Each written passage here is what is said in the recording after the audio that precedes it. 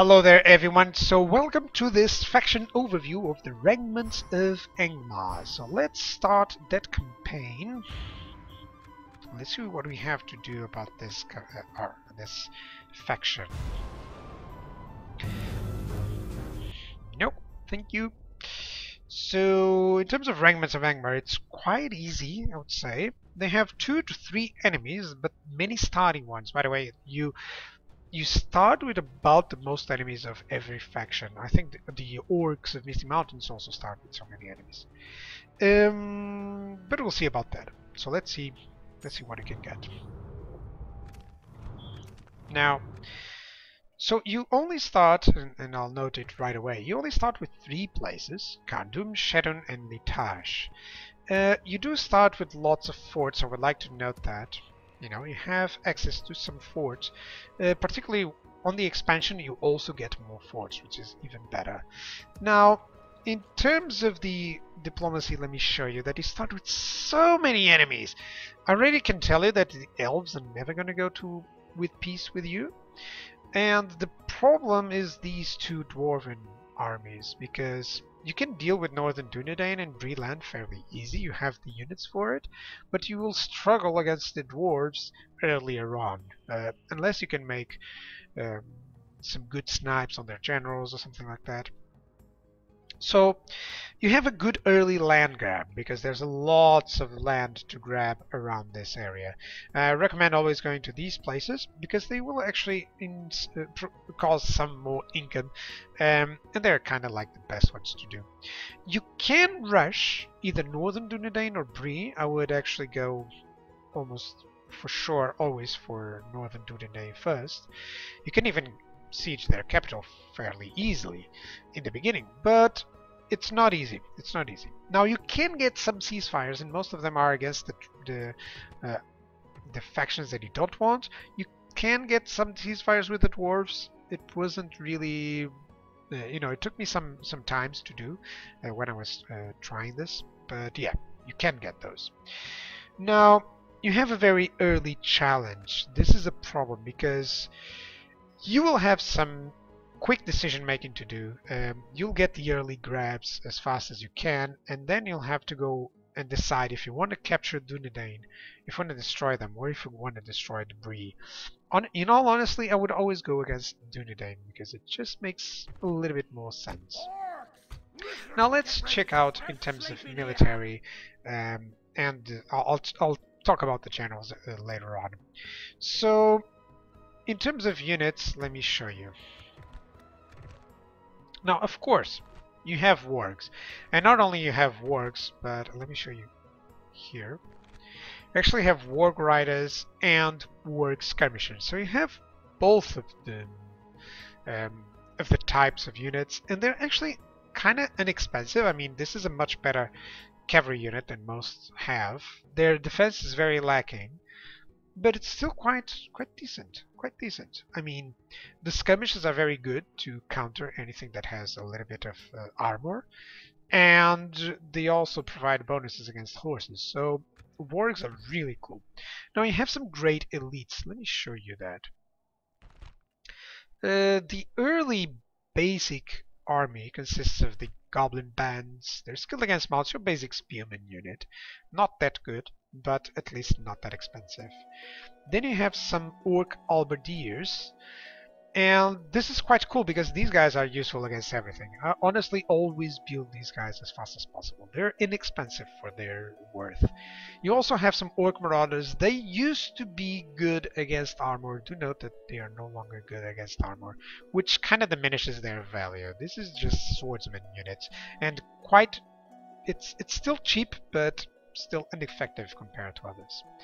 Now later on you can get some Guardians of Kandum. They're very good high-end infantry and very not costly, I would say even. And finally, let's talk about the very late units. So the Witch Realm Marauders, do note that they do not have any shields, so careful against elven armies or armies with a lot of archers, but they're effective against armor, so send these guys against anyone, they would kill them really fast.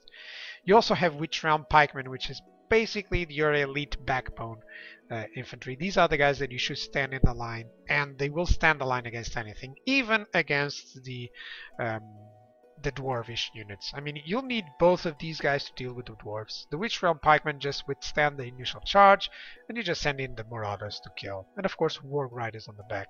So it's very good to use those. You also have the Scourge Raiders, which are effective against armor. I mean, just the details are really cool in the attack. You have very effective units on that. Now, do note, you still have the Raider warbands and the Raider skirmishers. It's not that bad. But I would like to note that, of course, you also have the units from Rubar. Okay?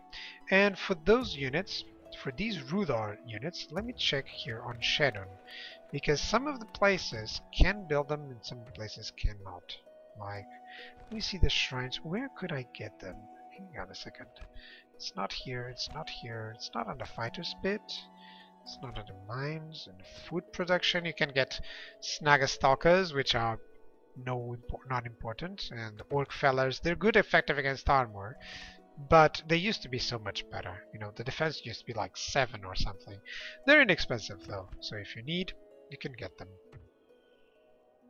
By the way, you can still get the Cave Trolls and the Snow Trolls. These are very expensive units, but they're still very good units against anything that you can.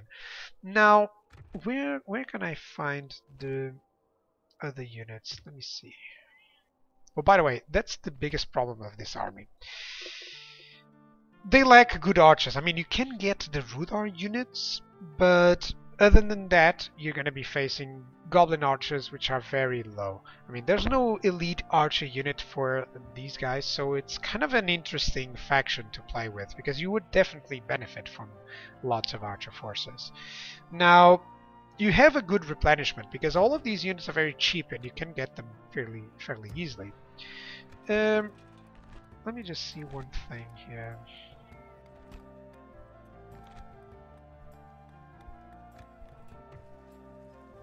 Yeah, you can get the Guardians of Khandum here, which is pretty much the only place where you can get them, but still. Let me see, was it Litash that can build them? Yeah, you can get some Hillmen, not really interesting there. Let me see the building browser here.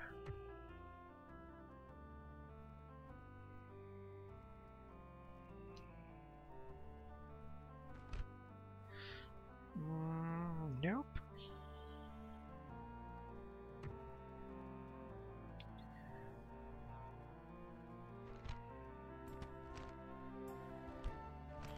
I'm trying to see where was the where can I find the units from, and I'm missing that. Where can I find the units from? Actually, these other units, these Ruda Savages and the Ruda Scouts. I mean, you have very good mercs. Let's talk regarding that. So you'll later on have access to the Ruda Scouts, Ruda Pikes, which it's kind of like the same of yours, you know, it's just more units of that. And they can have the Ruda Savages, which is kind of like the same as yours. But you also have this. This is basically your elite archer unit, the Ruda Archers. They're very inexpensive, as you can see there. And it's not an elite unit, it's just a basic unit. It's good that you actually have access to something like that. But you will need to do that through mercs. And it's kind of decent to say in terms of the overview. I was kind of bummed because it's been a while since I got my notes, and I forgot to notate where you can get the units from Rudar. It just states that you can get the snow trolls there, so yeah, I'm not gonna go too much into that. But I know that you can actually produce some of those units, which is not bad at all. Now, you don't actually have good early upkeep or good early buildings. You have some mines. I would advise getting them as fast as you can, but later on what you'll need is just expansion into the best places that you know, have any income at all. You're not going to do anything else in terms of trade or anything, so it's kind of decent. Let's say that the finances are kind of decent, but you're certainly going to have to abuse the fact that you have some forts. and that you have very low upkeep in order to get your money flowing.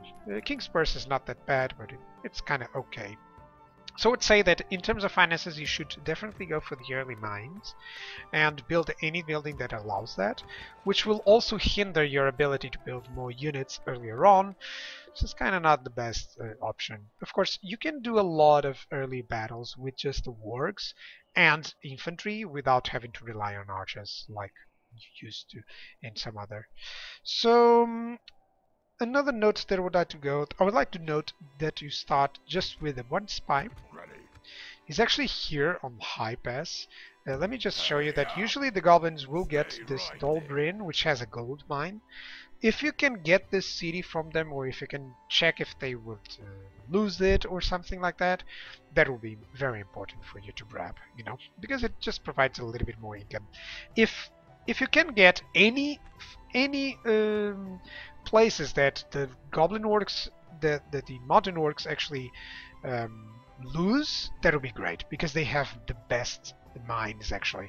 So always count on that. Always make sure that you have the knowledge of what's going on around here, and then capture those places for you if you can. It's just amazing how much money you can go for that. Now let's talk about the generals briefly.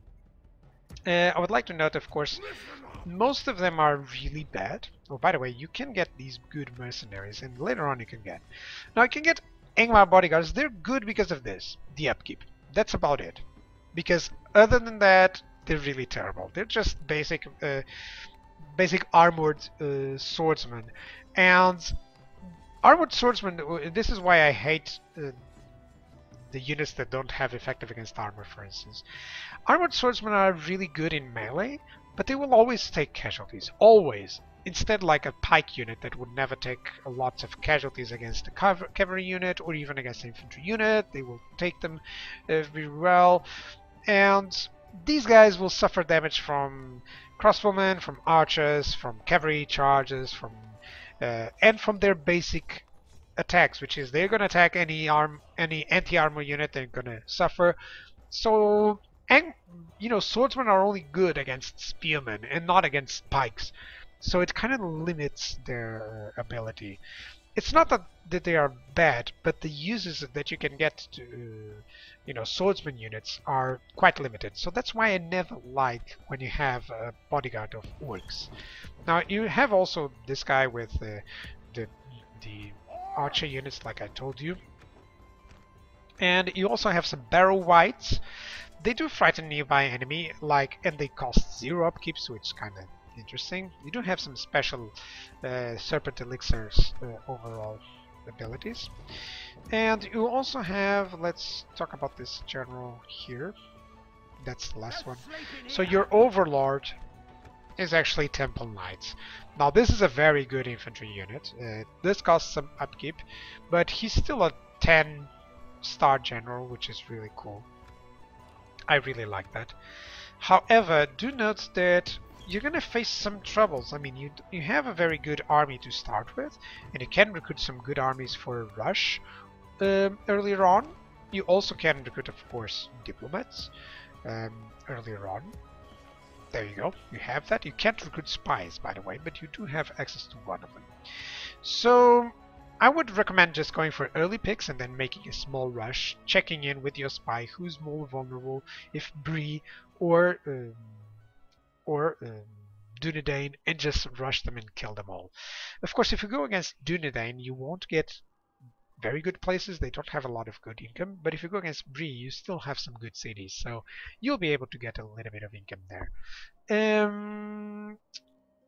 Now, in terms of objectives, I haven't talked about it because it basically means that you have to destroy Bree and Northern Dunedain, but you will for sure have to deal with Tangle with the dwarves and with the elves very soon.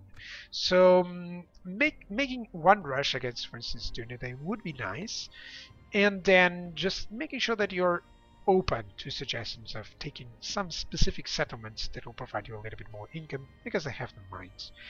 I think that is it for this, guys. I mean, you do like the good archers. That's the basic stuff that I would say. I mean, you can still put these units on a good spot, but they won't do too much. So I hope you guys enjoy playing with the Remnants of Angmar, and I'll see you guys next time. Hello, Zerg. What are you doing?